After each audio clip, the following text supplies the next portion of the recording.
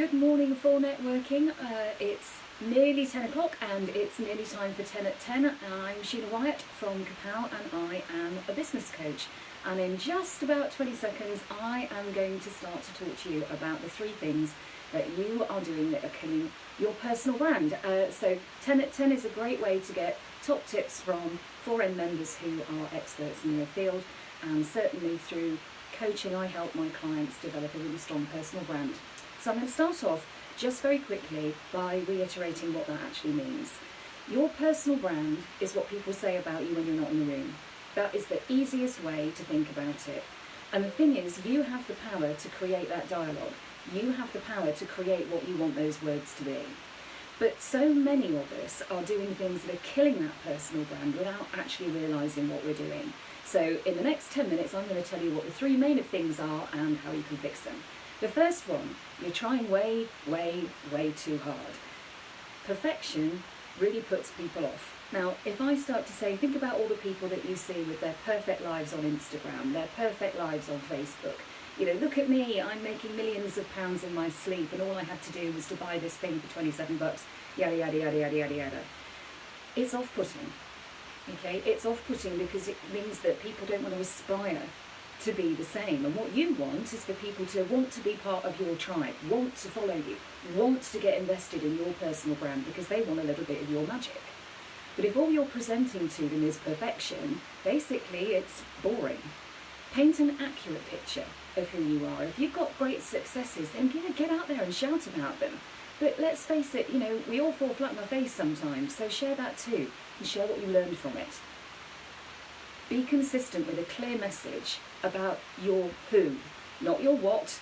People aren't interested particularly in what you are offering. They're interested in who you are and why they should work with you. So stop trying way too hard. Okay, think about having an accurate picture of yourself. Be consistent with that clear message. Give people something that's easy to identify with. Make them want to be part of it. And that leads me into the second bit, which is that you're not being authentic. And it's a really easy trap to get stuck into. Don't let your ego get in the way of being your authentic self. When we go online to promote our businesses, when we go online, whether it is like this with a Facebook Live direct from my home office and all the chaos that is my wall of brain behind me, this is me. This is who I am. This is the kind of slightly bonkers life I lead. Just outside that door is my 11-year-old golden retriever who's sniffling about. My husband's making his breakfast in the kitchen. All I can smell is toast and it's making me starving. And I'm getting ready to run a meeting at 11 o'clock. That's the reality. That's the authentic me.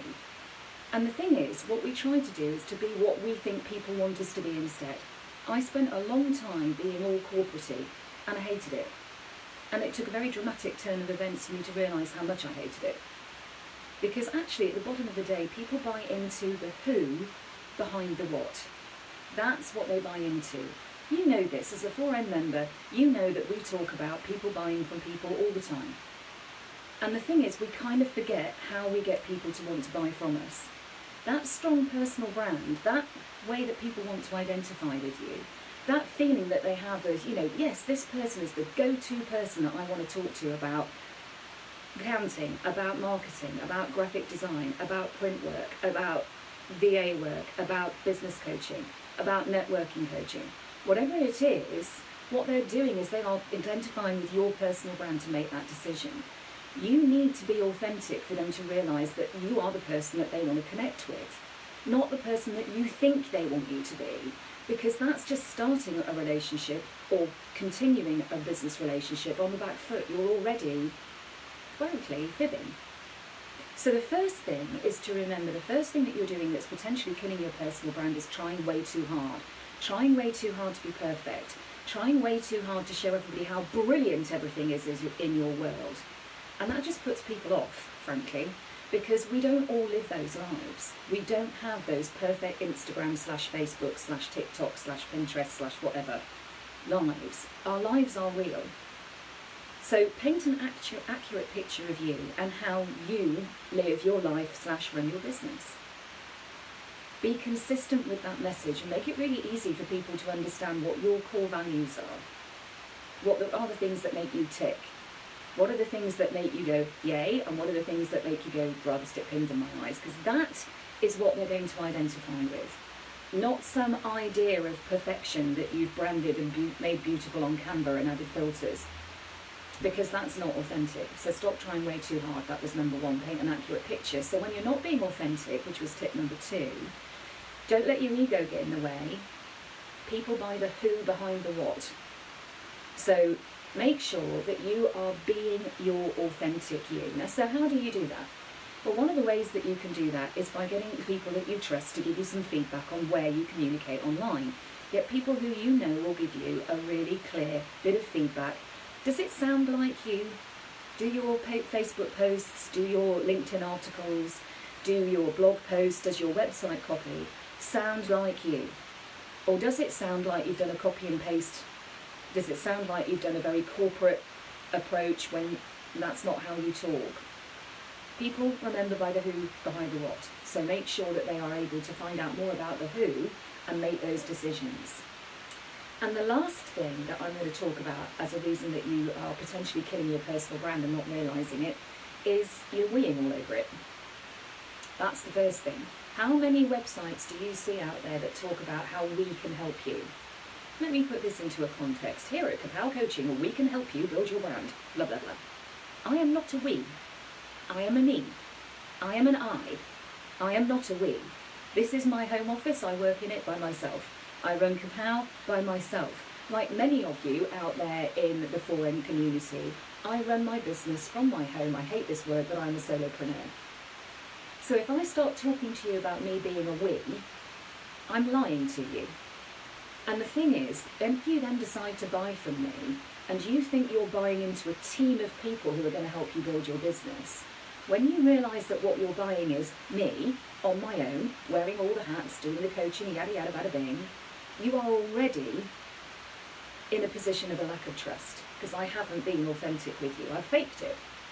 So think about the fact, how are you communicating? If you are not a we, don't we all over your website and your written copy. Be true to what you are and who you are. But also think about having that authentic voice. Wacky only works if it's authentic. Wacky doesn't work if that's not how you do business. And one of the easiest ways to really get past that whole idea of what if people won't value what I offer if they think it's just me offering it, which in this day and age is bonkers, but some of us still have that concern. The best advice I can give you is to focus on adding value. Focus on adding value so that all these three things become really, really easy to turn around. Focus on adding value, first of all, when you're talking to people in meetings. When you're having that one-to-one, we always talk about two-way conversation, of course we do. But listen, actively listen. Ask them questions. If it's becoming a little bit of a one-man band, maybe ask them what their biggest challenge is at the moment. What are they looking, or their biggest ambition? What is their goal for the next 2 or 3 months? Get them talking about something that is goal-driven, because it's going to give you an opportunity to think, how can I help them with that? How can I add that value? Then you get the opportunity to go post the one-to-one and do a follow-up that really, really underpins it.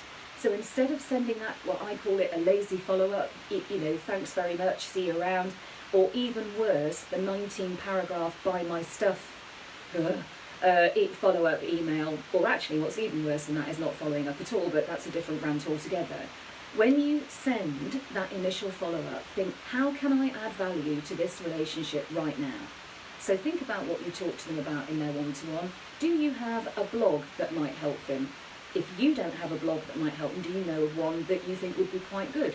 Do you have a tip sheet that you could share with them that would give them some ideas and advice to be able to take whatever it was you talked to forward? Or do you have something that doesn't necessarily have to relate to your one-to-one, that is going to give them some advice and tips to simply to move forward in their business? Everybody loves a freebie. And it's a great way of going, look, here is something I want to give you. Here's some of my expertise. I think it could help you. If you focus on adding value and thinking about how you can begin that process of changing the dialogue, creating the dialogue of what people say about you when you're not in the room, then you are well on the way of creating a fabulously strong personal brand And that doesn't just be good for you as the individual, it's great for your business, because people identify you with your business. People identify me with this. That's what they identify me with. That's just the physical brand of my business. The who behind the what of KAPOW is me.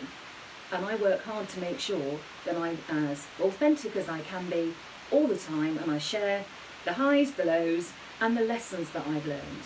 And I focus on adding value. So today's 10 at 10 has been with me, Sheila Wyatt from KAPOW, your super business coach.